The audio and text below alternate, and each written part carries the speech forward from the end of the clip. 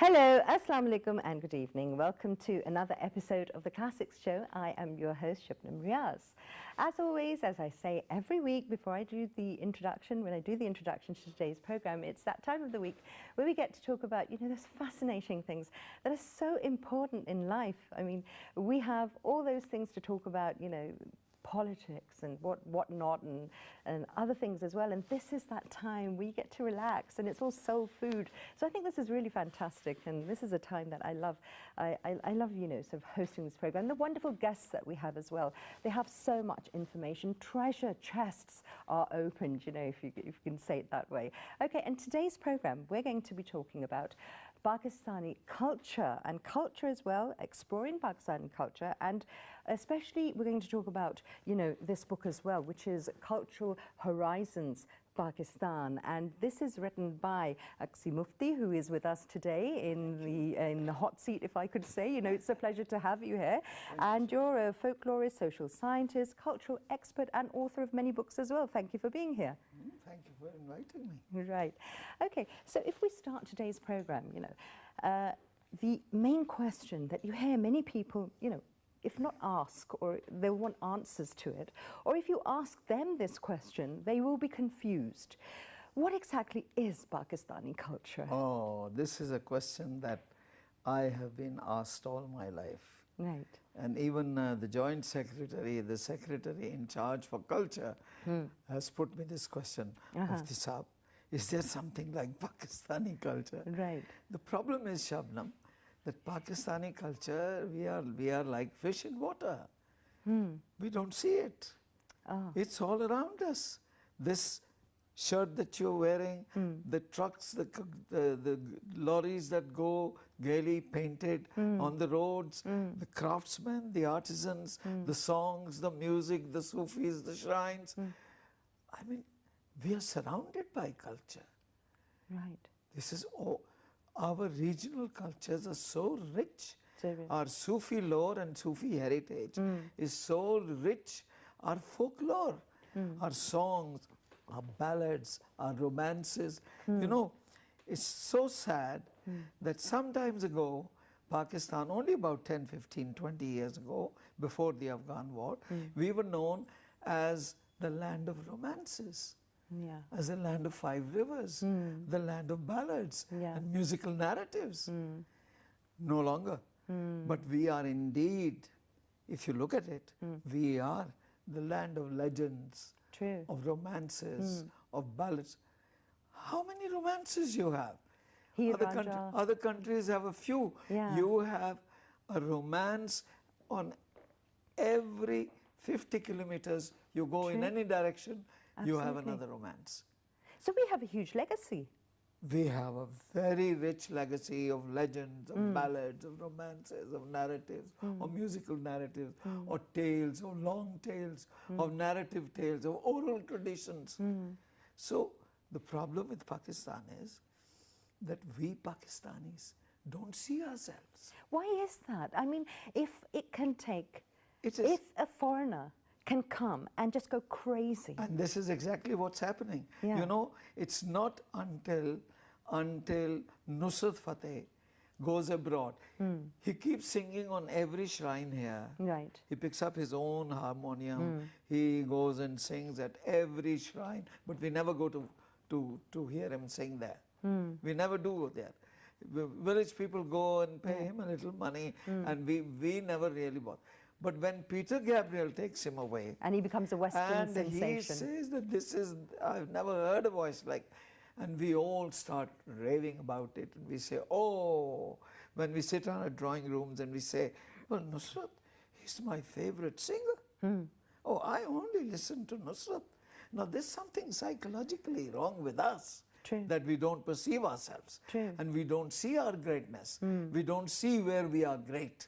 For example, the man who makes vegetable dyes and cultivates indigo, which is something which comes all the way from Harappa, is alive. He's living in Karor Pakka. But we Pakistanis don't know about him. The simple act of getting a dupatta coloured and dyed. Simple as that it takes an expertise. Or block printing something. You know, this block printing is as old as Harappa. It's 2,500 years BC. The pots, the earthen pots that you see, our earthen pots, which I'm sure in our homes, you don't see any earthen pot now. True. See, we had, everything was earthen at one time. So, you know, Our in pitchers a way, were earthen, our utensils were earthen, you know, but they're all vanished. Even though we as the Indus Valley civilization, as the Harappan civilization, are known for terracotta, for earthen pots. Right. And they are made the same way, and they're also decorated the same way, the same motives which used to go on them 2,000 years ago. They're still being used. But the problem is that we as a nation have not learned to value ourselves. not learnt to value ourselves, and also, you know, I would say that this is tragic. Because if it takes somebody who is a foreigner to come to your own tell country us and to educate you how great we are. about what you have, I mean, that for This our is- part, it's a this huge is very failure. sad. Now, this is one of the worst aspects of colonization, because colonization has molded our minds in a way that we can't perceive our own greatness. And we need the Western stamp of approval, as you just There gave you the are. example There you of are. Nusrat Fateh There Ali you Khan. are. Yeah. Not only that, there's so many other examples. Yeah. I can go on. But you see, this is our main problem. Right. There's another problem. You see, there is so much of culture in Pakistan. There is so much of it that we are negligent about it. But if you go to Tokyo, for example, if you go to Tokyo or to Japan, you see they're looking for an old song, for an old piece of cloth, because they've lost it. Nostalgia. So the other factor is a human psychological, that not until you begin to lose something that you start valuing it, right? Right. If this applique work on your beautiful shirt, if this had become rare, then you'll be very proud wearing it and you'd go looking for it. True. But with us, the problem is that we are so rich in culture That we're taking it all for granted. that we just are oblivious about it. Yeah. We are like the fish in water. Yeah, the That is- surplus is just passing us by, and we see this every day. What does it mean? Exactly. There you are. So, okay, you've put forth such an important point, and this is something that needs to be addressed on a war footing, I would say. Oh, surely. And you have been doing that. Tell us about I have that. tried. I have tried. But you know, moving upstream is not easy. It's not easy. But I've tried, and I think it has had an impact. I think Lok Virsa has had an. But you know, imagine, I started Lok Virsa in the year 1972, 74. Imagine. And when I named a government institution Lok Virsa, it was not accepted. Because all the other institutions were named as Directorate General of Archives, Right. Directorate General of Sports, Directorate General of... And here it was a government institution named Lok Virsa. And you know, it was ridiculed. It was not accepted. People were not willing to accept this as a government institution. For 10 years, I didn't get any money in the development budget because the additional secretary in charge would skip Lok Virsa. When he came to Lok Virsa, he would not allocate any money, and he would nudge the section officer and say, "What is this?" It wasn't taken seriously. No. "What is this?" And he would say, "Sir, this is indeed a government office." And he say, "Is this a government office? What is it doing in Islamabad? It should be in Chichunki, Malya." And that infuriated me. Of course. Finally, in 1983, I stood up like a crazy man, and I hollered at him, and I told him what Lok Virsa meant and how it's important for the country, that we finally got some money. Right. So there you are. Right. Okay. So, as you said, you know, moving upstream It's when you move upstream, though, that you make the biggest waves in the end, isn't it? Because going with the flow. We did, you see, look at Islamabad. How many craft shops you see in Islamabad, in and around these two markets, famous markets that we have. Every second, third shop is a craft shop. Yes. This was not like that. Yeah. Do you know that most of these crafts people who own these craft shops are Sindhis, and they are from Tharparkar or they are from Hyderabad. And I know that in 1975, when I organized the first Lok Mela folk festival. That was in 1995? 1975. 75, and okay. it was with a collaboration with PTV. I'm indebted to PTV for that. Okay, we will also talk about PTV as well and your production. And it was very difficult to get them. There was this guy, Krishan, who's now a huge craft magnate. He has a shop in India, he has one shop in New York, he has several shops here. He wouldn't come. I had to give him money to come to my festival. I had to persuade him. He would say, no, no, no, no, no. But then when they came, and the foreigners here thronged to that festival, and they bought almost everything, then a trend was set. And that is the reason why they all decided to have shops here. So Lok Virsa has had its impact. Lok Virsa has its impact on PTV also. Yeah. There are so many folk artists who I introduced to PTV. They were known only in the regions. Look, Hamisu Khan, Alan Fakir, Faz Baloch, Bilawal Bell, they were not even known. Tell us about the program that you started and the idea you gave to give a live weekly show, and then what happened with that? You won't believe this, but at that time there were two very popular shows. There was Tariq Aziz Neelam Ghar. Yeah. It was popular. He had gone to Lahore. And there was this very wonderful person, his program from Zia Mohyuddin's program, very successful program, very elitist, very beautiful program. You must have seen it. Yes. He started it from Rawalpindi. But in Rawalpindi, he didn't make a success. And I went to Aslam Azhar. He was the MD at that time. Right. Aslam had this remarkable capability of knowing where talent is. That's very true. That was a height of creativity at that time. And giving it the avenue. Spotting it and cashing it. Right. So I went to him and I said, Aslam, I want to give you a folk show. Okay. He said, folk show? What will that be? I said, we'll bring completely unknown people to you. I had discovered some 2,500 artists working for a Pakistan music research mission for UNESCO. 6 months. We had gone from village to village. We had documented these musicians. We had discovered them all. I said, these are completely unknown people.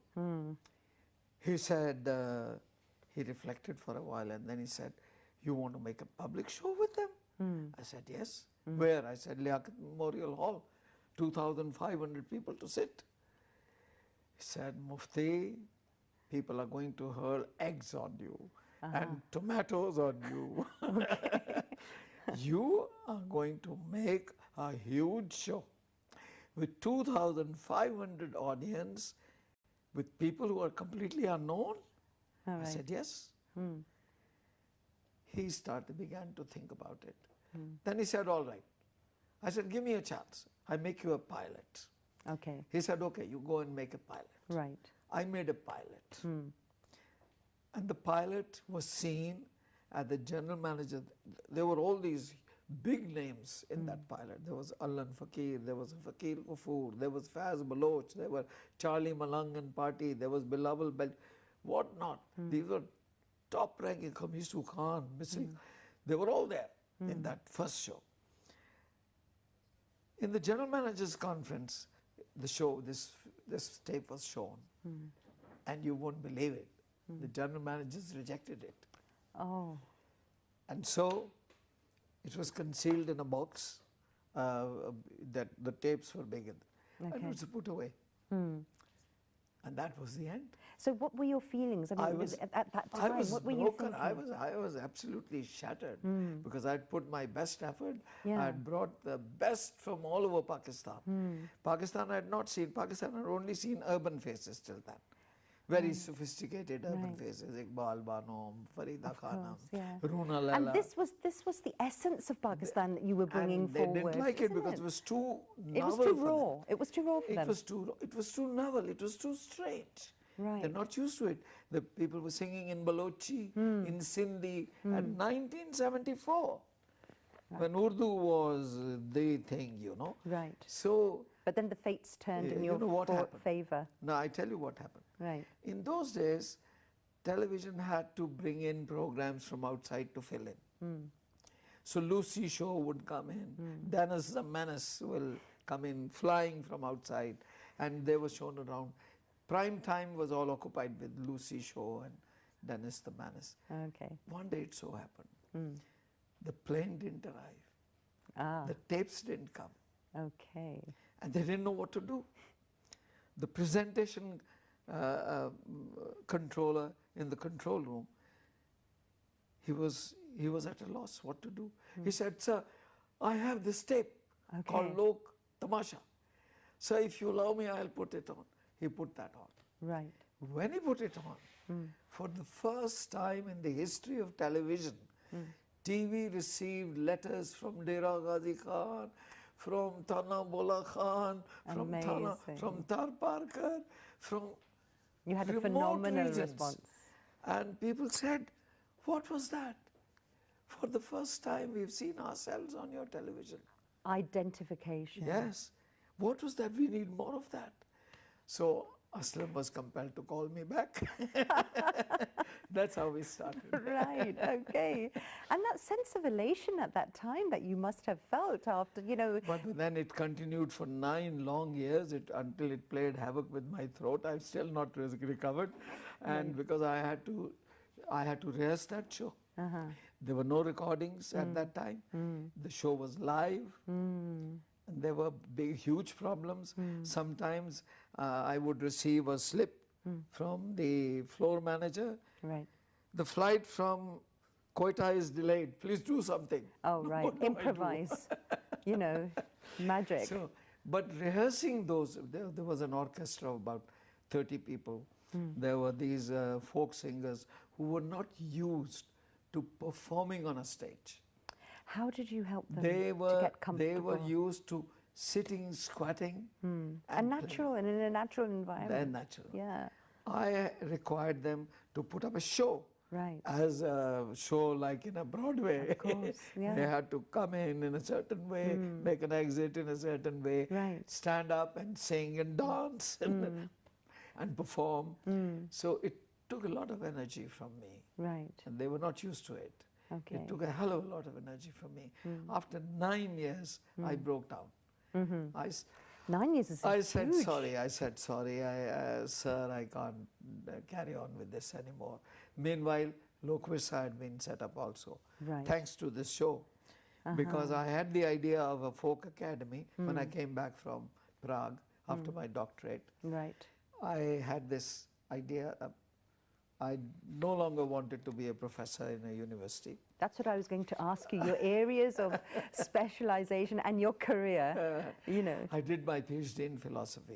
Right? I don't write myself a doctor because I didn't take the final degree. I was thrown out of Czechoslovakia because there was a revolution. The Russians took over and they ordered all foreign students out, especially those who were in the philosophy department, because the philosophy department became a neo-Marxist. Yeah. They were moving away from Marxism, and this was condemned. This was not liked. So when I came back here, I wanted to establish a folk art academy, a folklore institute. That was my first love. Right. But nobody would listen to me. Yeah. They were willing to accept me for a teacher or a professor in a university, but nobody would listen to my idea of a folk art academy at that time, 1971, 72. So for several years, no, 2, 3 years, I went from door to door. I tried to sell the idea to Pakistan National Council for National Integration. There was such a thing there. Now National Center. Okay. It was also in Dhaka. So I thought that they were the most ideal people to do this because they had a presence in East Pakistan also. And here too they had centers. Right. They accepted me. I was appointed as a program planner, but they never implemented. I became very dismayed. Okay. Until the People Party government came over and Maulana Kaushal Niazi addressed us and he said, no cultural ideas. I don't want to listen to that. I need this to be a department as a propaganda wing for the government. So please, anyone who is here for any cultural objectives should resign and go tomorrow. And I put forth my resignation the next day. Right. And I left. And so there have been many ups and downs. What kept you going? What was that main thing that kept you going? one crazy idea that I have. It was to do passion. This. Yeah, it was a tremendous passion because, see, I think the reason for this passion was that I was always educated in an English medium school, Right. St. Mary's. Right. And very elite people, children of Ayub Khan and children of all the generals were studying with me. And in my school, it was forbidden to speak Urdu. And if we ever were discovered speaking Urdu, even during intermission, Father McCann and Father Geibel and Father Tyson and Father Burns, these were the missionaries who were teaching us, would get us from the collar, drag us to his office, ask us to remove our shorts, then we called it knickers, and give us a beating on the back. Ask us to kneel and beat. You see how ideas change. Right. Here were these missionaries, they beat us like hell, only for speaking Urdu. In your own country? That was in my own country.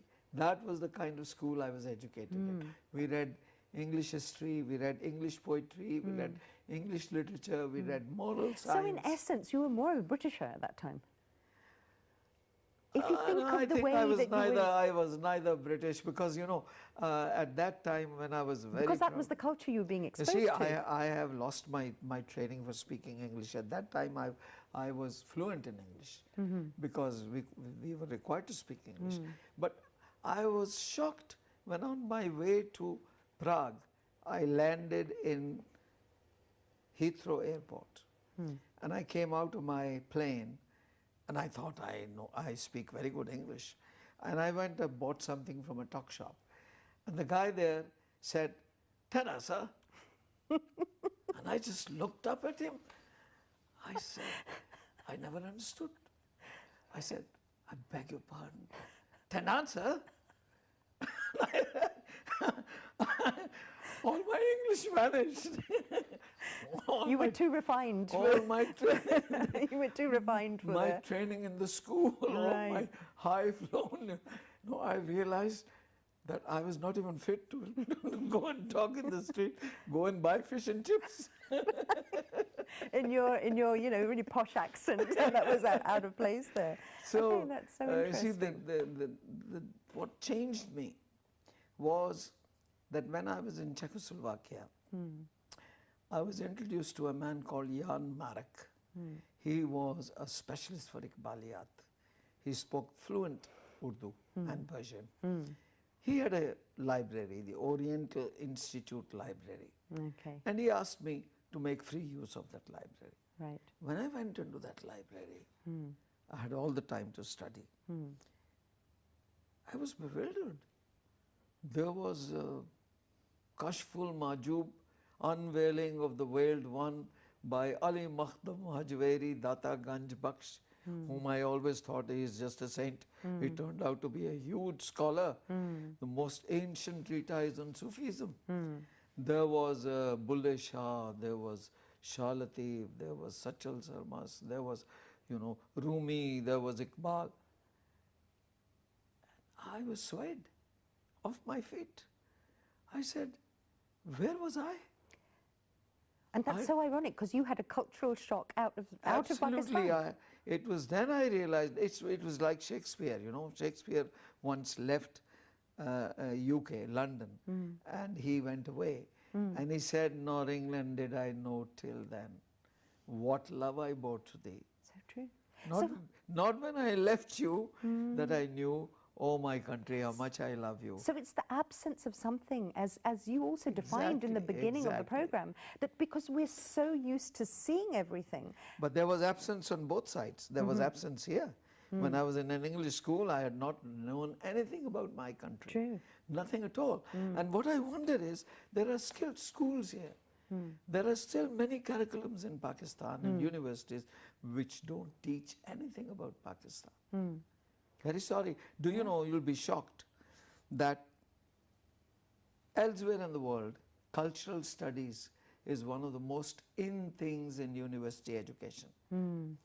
In Pakistan, culture is not taught nowhere, even though we are cradle of a civilization, the Indus Valley civilization, and the Harappan civilization, and the Gandhara civilization, and the Silk Route.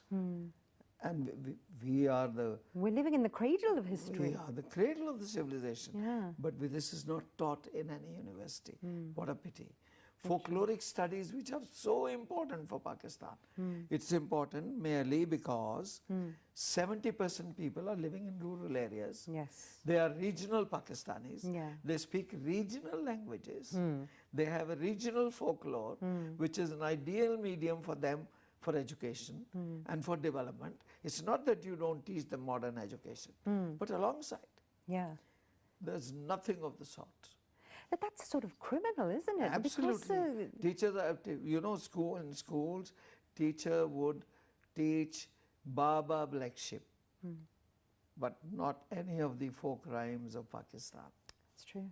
Which is very sad. It's extremely And this sad. is sad for the future of Pakistan. So what do we need to do? I mean, you've done so much on your individual We need to, level as well. foremostly, if you really want to save this country and make it a progressive country, you see, one thing we must realize as Pakistanis, we have to advance.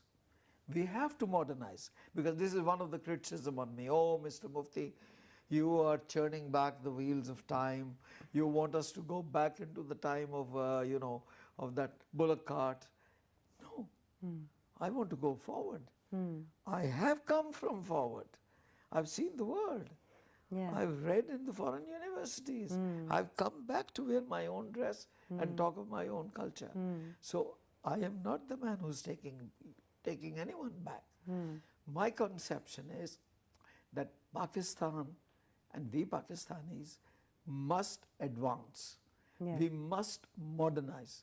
We must go forward. But we should do that from the depth of our own being. And not on the cost of something. No, not But at the on the cost of strength. our traditional image or our Yeah. traditional identity. Because if we do that, we will be Lost. we will have no face. Exactly. We will be copycats. And a person without an identity Absolutely. is a person who cannot Is- carry them anywhere. Is not respected. Yeah. He is nobody. He's just a mimic. He's a copycat. Yeah. I think nobody wants to be a copycat. I would hate to be a white man's copy or a white man's monkey, if you allow me to call that. Right, okay, so, what I would say is that we're dealing with a lot of cultural confusion right now, especially. About 20 years ago, there wasn't, all that exposure. We had PTV and, for quite a long time, it stayed as just one channel. Then we had the internet. So people here, without going abroad, have been exposed to the whole world and globalization. Which is a good thing. Which is a good thing, again. No problem. But then the cost, No the problem balance, with that. the balance. The problem is, you see, what I would say is, you see, globalization is coming the world over. Yeah, You can't stop it. Can Yeah. you stop it? no. You can't stop No. it. So there is one end of this movement, this cultural change, is globalization. Right. And we can't stop it. It is coming and will come. The other end is traditional culture.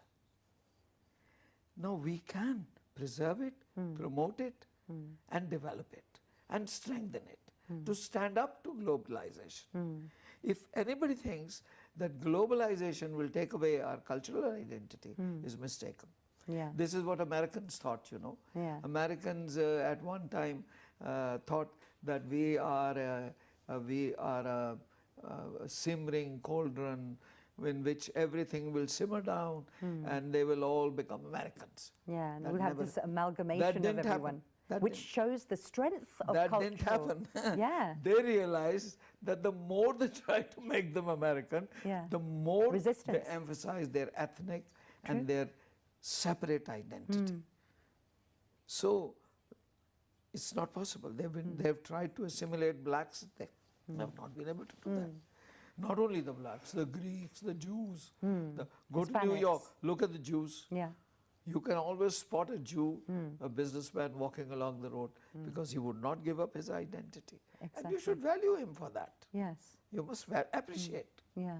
So Pakistan has also to learn not to be swayed by modernization, but to retain its character, its indigenous culture, its indigenous knowledge. Indigenous culture is indigenous knowledge. People all over the world are looking for indigenous knowledge. And that's where lies your pride. Absolutely, absolutely. That's- You see, one of the problems, Shabnam, is that we in Pakistan have not truly understood the meanings of culture. Our government institutions, for example, there are umpteen of them, art councils they are called. Every region has one, even Multan has one, even small places like Faisalabad. But these are not cultural institutions, mind you. They are art institutions. They are concerned with painting, dancing, music, at the most drama, right? That is not culture. Culture is communities, Right. people, local initiative, Right. indigenous knowledge, local enterprise, local food, local cuisine, local produce, local initiative, local ethics and morality and conventions and There's you a know. huge spectrum. So culture is people. Yeah. It's of the people, for the people, by the people. These cultural organizations, so-called art councils, do nothing for the ordinary people, the rural people of Pakistan. Mind you, even the television fails there. We are not, you know, we are very city-based. We are very urban-based. Yeah. But where is Pakistan? Pakistan is all beyond these 3-4 cities. Exactly. Where there's a hegemony of 3 cities on Pakistan right now. This is very lopsided and it's not healthy. Yeah. It's not healthy. You know how many languages are spoken in Pakistan? 75. That's a huge number. 55 for sure. Yeah. And do you know some languages in Pakistan? Are they on the verge of being extinct? Are some of are them on the verge of being extinct. Some are spoken by only 8 people. The Kalasha language is spoken by about 3,000 Kalash people. But look at the diversity. Yeah. This diversity is an asset. And that is, and actually, that is It's a great asset. exactly. And what I was going to say while you made that, you know, you gave us that fact. We need to celebrate that diversity. Absolutely. And give that message to everybody. Absolutely. That wherever you are in Pakistan, we all come together to make one nation, and your differences are to be celebrated and recognized. Valued and promoted. Appreciated, yes. You see what has happened over there. See, the main problem is that Pakistan is caught up between 2 opposing dynamics. There is regional cultures, diversity lies there. And there is a national ideological political culture, which stresses and sometimes imposes a unity at the cost of the regional cultures, which is very sad. Even though, if you look at it, the regional cultures are not in any way opposed to the ideological content of the unity of Pakistan. Yeah. Look at the Sufis, for example. Take a Sufi from Sindh, take a Sufi from Balochistan, take a Sufi like Rahman Baba from KPK, take a Sufi from Chitral like Baba Sayar. They use different languages. But the denominator is the same though. Say the same thing. Yeah. Their end objective of what the message is the same. So we should be, you see, there is nothing in the regional cultures which is against the ideology of Islam. There's Nothing no at all. conflicting Even though, factors. Yeah. but, to the contrary, I think what we failed to do, the Sufis already did for us. What did the Sufis do? They took the local languages. They didn't impose Arabic on us. They didn't impose Persian. They were all non-Pakistanis, most of them. They took the local language and they gave us back our ballads, our romances, our tales, and put the values of Quran imbibed into the tale of Heer Ranja, the tale of Soni Maiwal, the songs, Pir Meria Jugni Kendi, Naam Ali da Lendi. How is that against Islam? Exactly. And Shobaz Kalandar or Lal Meri Patra. How is that Islam? So our regional culture, we should not be afraid of it. We should promote it because it goes to strengthen Islam. That's so true. It is not the mullah who is strengthening Islam. He may perhaps be doing even though he's done a great service because he's kept our mosques alive, but he may be doing a disservice because he might be using the pulpit. A misperception. No, you see, when you deny, this is a fact, when you deny local culture, when you ignore the ballads and the dances and the music and the narratives and the legends and the tales of the local people and the local dialects, what happens? The pulpit takes over. Yeah. The dogma comes in. Then it's not the people that rules you, it is the pulpit that rules you. That's absolutely true. But that is very sad because, you know, religion can be sometimes coercive. True. And religion is usually authoritative, but culture is persuasive. So a religion which is imbibed in culture, like the Sufis did, persuasive. It doesn't coerce you. Yeah. It's not authoritative. And it has that magnetism towards it as well. You see, the thing that actually speaks to your soul. There you are. We're going to get back to this wonderful conversation right now. We're going for a break, so don't change the channel. Okay.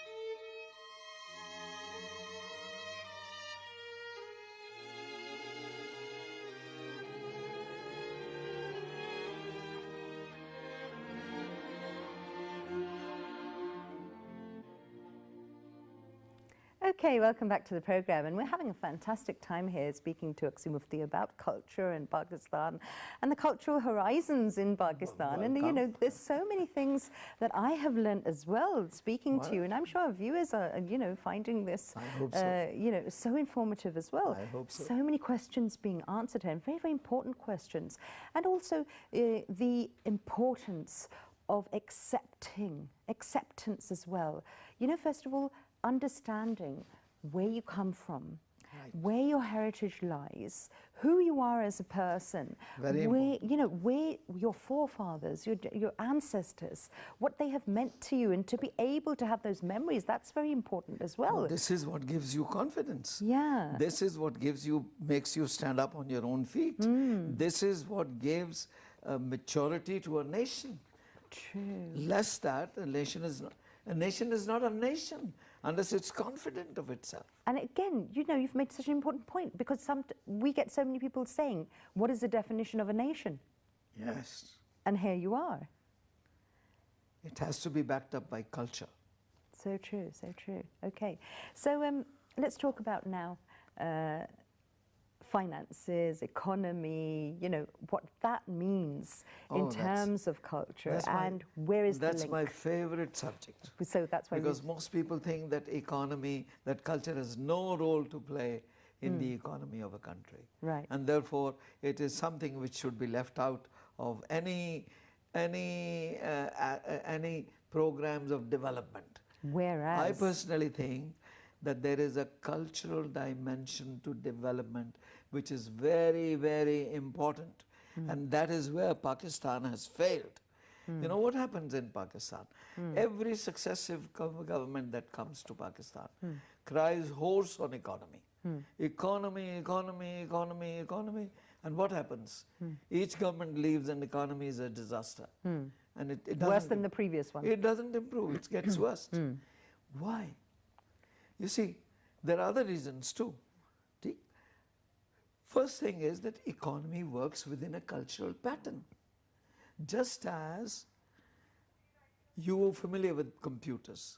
Now, computer programs work within an environment called Windows. If your Windows is corrupted, no program works. Right. If your Windows is not corrupted, your spreadsheet works, your financial programs works, your word processors work, your designing works, your cartooning program, your animation, everything works. Right. But when your window is corrupted, nothing works. So it's the same with culture. Culture is that preeminent, basic, primary environment of a society. If that environment is healthy, is not corrupted, things work. If there's corruption in that environment, nothing works. Nothing will work. The other thing is that Pakistan fails to realize, have you seen a cricket team which always plays on a turf on which it loses? Have you ever seen a cricket team like that? No. They're always playing on a turf on which they're bound to lose. Now, economy is that turf on which Pakistan has lost for 70 years and will continue to lose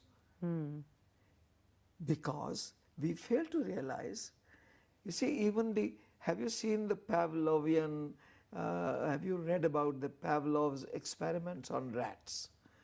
The dog one I He know. gives a piece of cheese and then he asks a rat to solve that maze. Yeah, yeah. And when the rat tries 2 times, 3 times, the rat fails. What does the rat do? The rat changes its mode of approach. Now, we Pakistanis fail to understand. We've tried 70 years, we've tried the economic approach. We should change our mode. Okay. We are so rich culturally. We are the cradle of a civilization. We can stand up to the whole world on culture.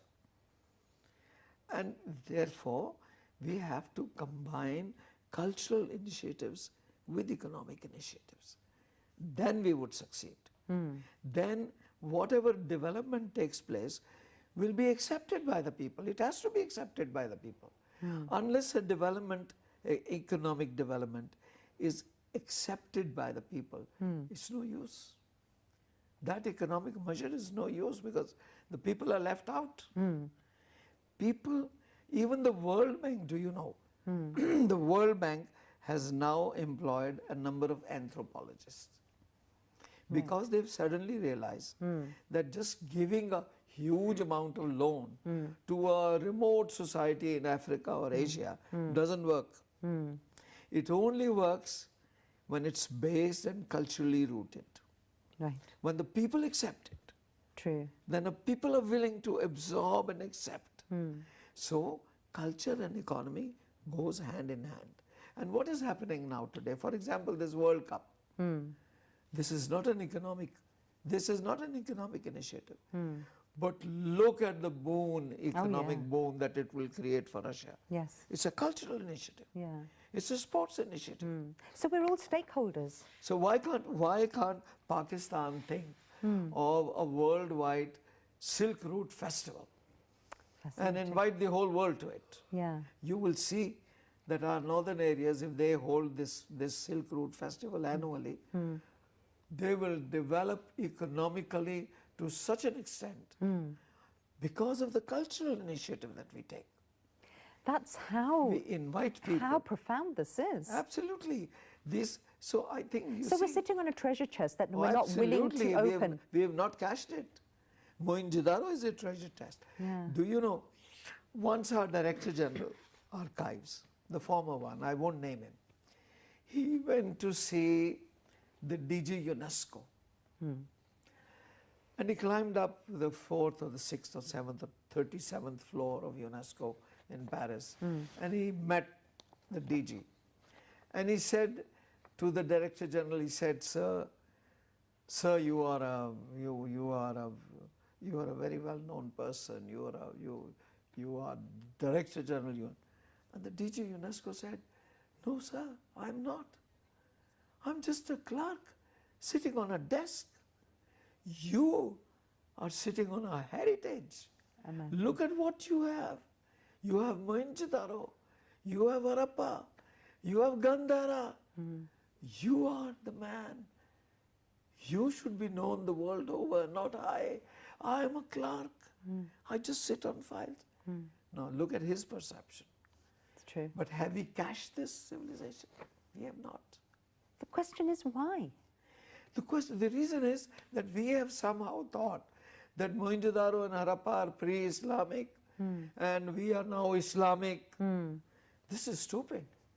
If Islam in the 7th century accepted Mohenjo-daro and Harappa, who are we to deny? The other thing is that one flawed vision is that we somehow, by the Orthodox Maulvis, have made us believe that Islam is the foundation of Pakistan. It is not. Islam is not the foundation. What do you put in a foundation? When you build a house, what do you put in the foundation? Stones and rubble and all the dirt and filth, and you fill it up. That is not Islam. Islam is the third story. It came on Buddhism, on and after. There were other great civilizations here. Islam did not come to a Zulu. Islam came to one of the greatest civilizations of the world to develop it further. Yeah. We should be proud of that. We should be proud that Islam came to us because we are the seat of a great civilization. Supposing Islam had gone to the Bushmen of Kalahari, what would Islam's face have been? What would it be? If they were roaming about naked, they would put maybe a banana leaf in front and at the back, and that would be, they'll call themselves. That would be the realization of Islam. No, Islam chose to come to one of the greatest seats of civilization called the Indus Valley civilization. Right. And we should be proud of that. And we should own it. And we should be happy about it. So actually things are very simple. Very simple. People have made them complicated. Unnecessarily. Confusions in the mind. And many of them with vested interests, Absolutely. unfortunately. Absolutely. So Islam is that beautiful balcony on the 3rd floor where you can sit out in the open, have a bird's eye view, you can look out. Because again, Islam is a very tolerant Oh, and yes, inclusive of course. religion. Of course. Of course. It's completely inclusive. It is the only religion which accepts all the 4 revealed books, which accepts all the 1,25,000 prophets, which doesn't exclude anything. So, we should not be afraid of Mohenjo-daro and Harappa.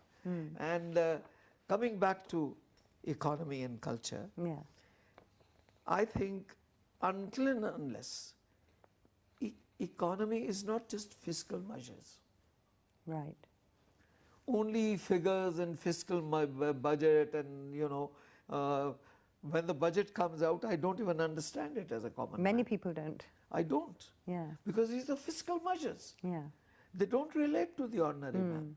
So, not unless we have an economic program which relates to the people of Pakistan, the culture of people of Pakistan, will this country travel? And will the economic measure succeed? True. Positively succeed. True. If the World Bank has realized that less cultural initiative, economic measures do not succeed. So we should also understand that there is a cultural dimension to development, And which is also- important. That's absolutely true. And also, we need to educate ourselves. Certainly. I think that it's so important to have these conversations at home as well.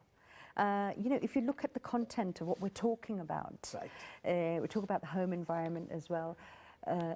Sitting down together, dinner tables, you see that is something that is it begins at reducing- home. Yeah, and begins okay, at- and Morality is almost, it's not taught in schools. oh no, No never, longer. never. It's not taught in universities.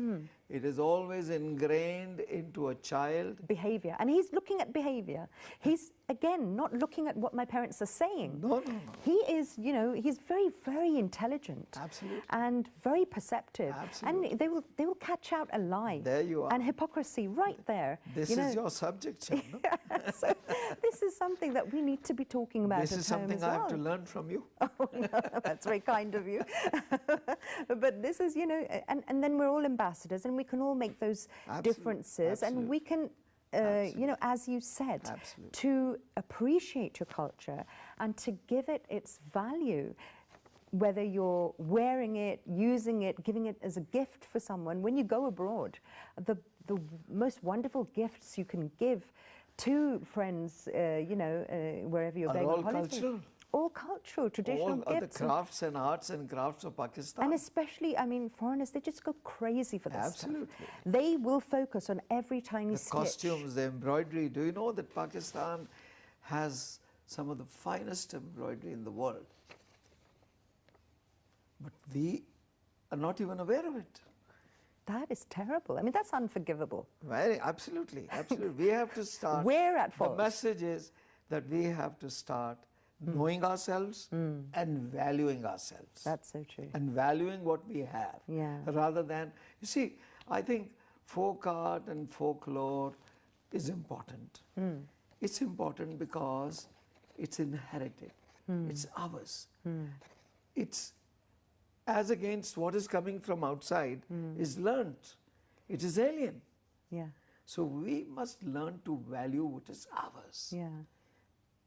That doesn't mean that we should not learn the good things which are coming from abroad. Why not? Okay. But we must learn to value, preserve, promote, and take pride in whatever is our own.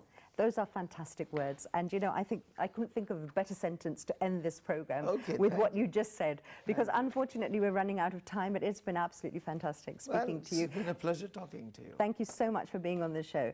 And, you know, really, I think you have made us all so much And you- culturally aware. And you have to send me that book on children poems, I will definitely.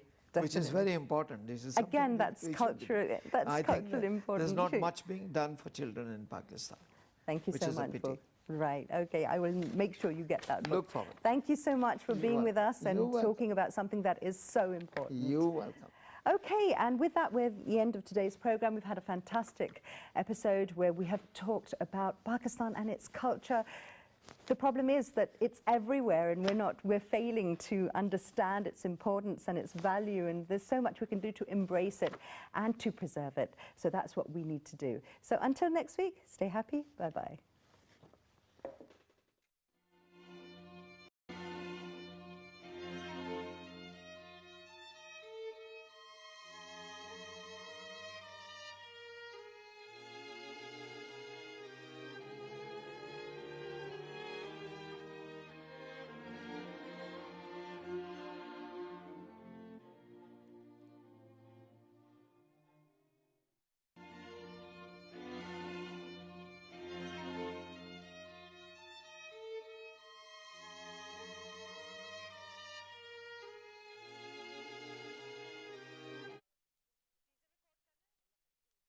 Acha, okay, okay.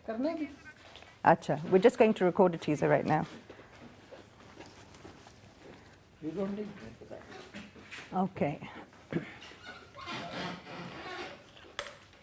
Today's program is about cultural horizons of Pakistan, and our guest today is Uxi Mufti. क्या? तुम्हारी आवाज नहीं आ रही? Hello, अच्छा एक record करें तो